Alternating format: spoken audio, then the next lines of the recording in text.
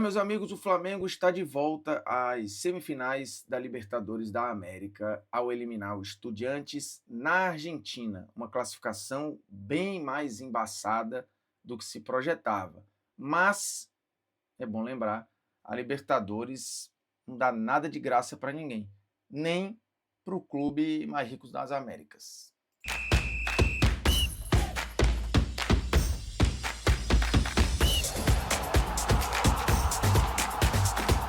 Fala moçada, beleza? O Bruno Formiga na área, nada mais. Se inscreve aí, toca na notificação, blá blá blá blá, me segue lá nas redes sociais e vamos direto ao ponto, que é o que interessa. O Flamengo passou do Estudiantes em La Plata e está de volta às semifinais da Libertadores. De um lado, já está definido LDU e Palmeiras, primeiro jogo no Equador, segundo jogo no Allianz Parque. Do outro lado, Flamengo e Racing, primeiro jogo no Maracanã, segundo jogo na Argentina. O Flamengo ainda paga o preço por uma primeira fase que poderia ser muito melhor e não foi, e aí acabou decidindo o mata-mata fora.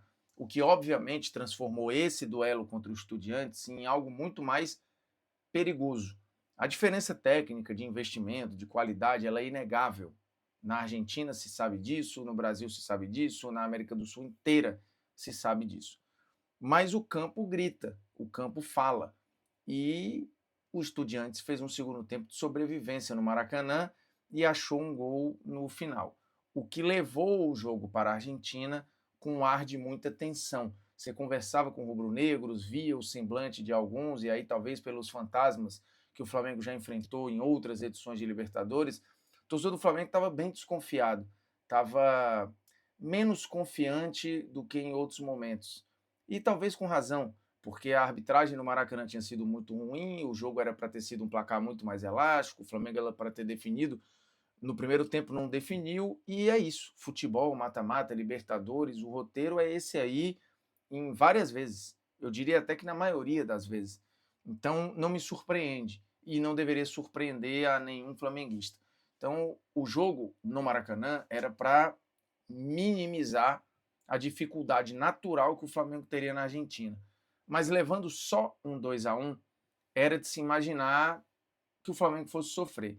Só que para além do ambiente hostil, para além de um Estudiantes, que acho que até a organização do time foi bem melhor, eu diria, defensivamente do que foi no Maracanã, você teve um Flamengo tecnicamente muito, mas muito abaixo do que se imagina e do que já se viu.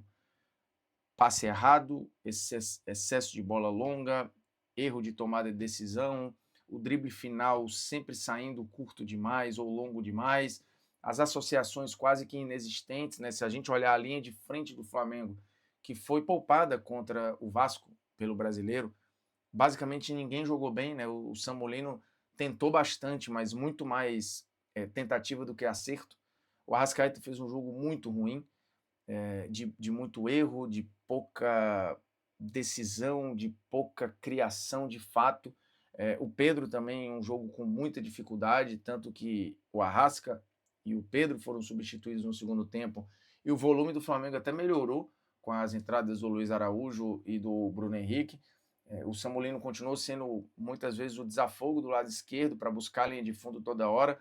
O Flamengo teve uma pobreza criativa muito grande na Argentina, e aí há um mérito do Estudiantes, que não fez nenhuma questão de marcar alto e se compactou ali, entendendo a sua inferioridade e jogando através disso, buscando bola longa o tempo todo para raspada, para raspada, para raspada. No primeiro tempo, inclusive, uma dessas bolas longas veio a raspada e veio o chute despretensioso do Benedetti para a falha do Rossi. Era uma bola absolutamente defensável, mas a Libertadores apresenta roteiros que são maravilhosos. O futebol como um todo gosta dessas histórias, né?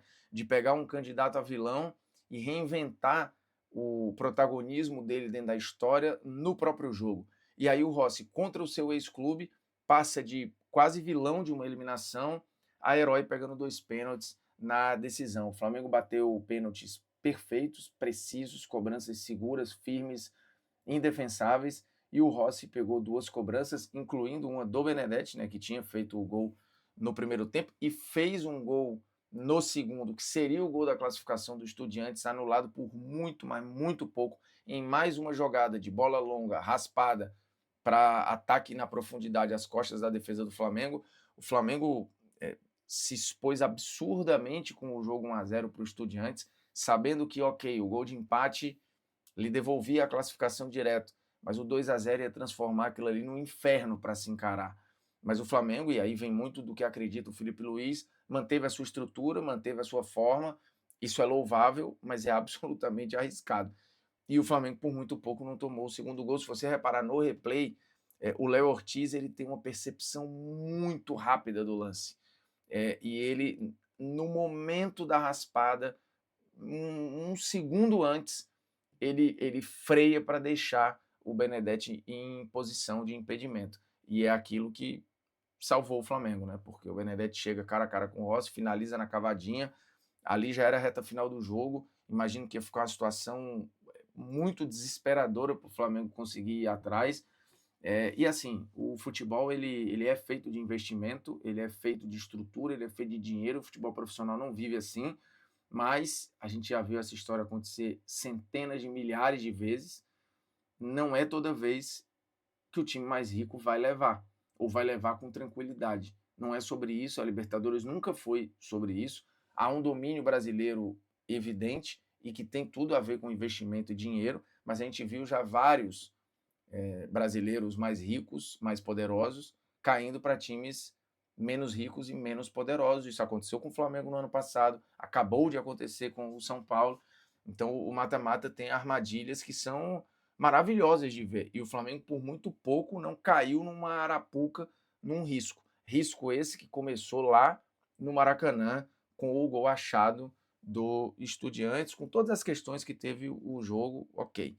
Vai o jogo para La Plata e o Flamengo não tinha nenhum desfalque. Se você projetar o time ideal do Felipe Luiz, baseado naquilo que ele já disse e que ele gosta de usar, o time é o que jogou contra o Estudiantes. E foi um jogo muito ruim do Flamengo. Tecnicamente, talvez o pior jogo do Flamengo na Libertadores. E quando eu digo tecnicamente, é do apuro, do refino, do passe final, da achada, da quebra de linha, do 1 contra 1, da finalização que você tira da cartola. O Flamengo não conseguiu nada disso. E aí acabou indo para os pênaltis e vem toda a qualidade dos caras, o preparo, a experiência de um elenco muito rodado, com experiência europeia. Isso foi muito importante para a decisão. Não sentia aquele ambiente, não sentia aquele estádio pulsando, e isso acho que estava muito no semblante dos jogadores do Flamengo, foi determinante para a classificação. Mas o Estudiantes, ele recuperou muito nessa eliminatória. E aí, cara, é muito admirável de ver o espírito do time argentino, né? É cultural, tá no DNA dos caras. Por pior que eles sejam e por maior que seja a diferença, e ela é evidente, eles vão dar um jeito de competir. E aí, às vezes, de maneira mais ou menos honrosa, picotando o jogo ou indo para o jogo jogado, mas eles vão dar um jeito. E o torcedor vai junto, assim, é comovente ver a relação do torcedor argentino com os seus clubes. Às vezes, se juntar esse espírito dos caras com a nossa técnica, com o nosso hoje investimento e dinheiro, acho que fica uma parada assim incontrolável até. Mas estamos muito satisfeitos com o jeito brasileiro de jogar. É só uma forma que, assim, nesses contextos é muito chata de encarar. E o Flamengo resistiu, por mais que não tenha jogado bem. Acho que em algum momento ali o Flamengo empurrou o Estudiantes para trás, se abriu a esse risco, mas entendeu que era o que tinha que fazer. Mas aí, tecnicamente falando, a coisa falhou, né? O Estudiantes foi muito bem em fechar a frente da área ali, em obrigar o Flamengo a sempre botar o jogo para os lados, abusando e abusando e abusando e abusando de cruzamento. Basicamente nada era construído por dentro, né? Tanto que, de novo, a Arrascaeta foi engolido no jogo. O Carrascal, quando entrou, também precisou ser cuspido ali para o lado para tentar conectar com o Samulino e tal, né? O Luiz Araújo tomou muita decisão errada e tudo. O Bruno Henrique acho que deu uma presença, uma dinâmica diferente ali ao ataque. O volume de jogo, o Flamengo ficou um pouco mais veloz, mas acho que talvez tenha faltado um certo senso de urgência pro Flamengo no jogo. Dito isso, o Flamengo está na semifinal. Ele é favorito contra o Racing, mas o Racing é mais time que o Estudiantes. O Racing é melhor que o Estudiantes, tecnicamente, taticamente, enfim, e o Racing já machucou muito time brasileiro do ano passado para cá, né? Vale lembrar, ganhou a Sul-Americana do Cruzeiro, ganhou a Recopa Sul-Americana do Botafogo, e está aí na semifinal para encarar o Flamengo. Há uma diferença, ela é clara, mas é um jogo, eu diria, mais perigoso. Pode ser que o fato de ser um time melhor, mais técnico, faça o Racing querer jogar mais. E talvez querer jogar nesse momento seja bom para o Flamengo. Encarar um time que não é que não quis jogar, mas quis jogar de uma forma que atravancava o jogo, foi ruim para a forma do Flamengo jogar. E acho que isso com o Racing pode ser mitigado ali por um Racing que vai tentar mais. Agora, existe uma lição muito clara de que o jogo do Maracanã é muito determinante. Assim. Ganhar passa a ser fundamental e, de preferência, com uma margem e uma folga um pouquinho maior. Porque, repito, o Flamengo decidirá fora de casa na Argentina.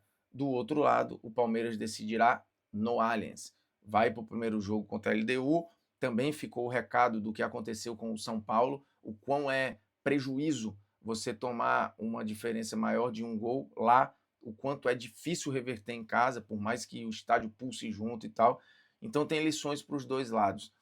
Dito isso, os favoritos são os brasileiros. Podemos ter a reedição de uma final épica entre Palmeiras e Flamengo em Lima.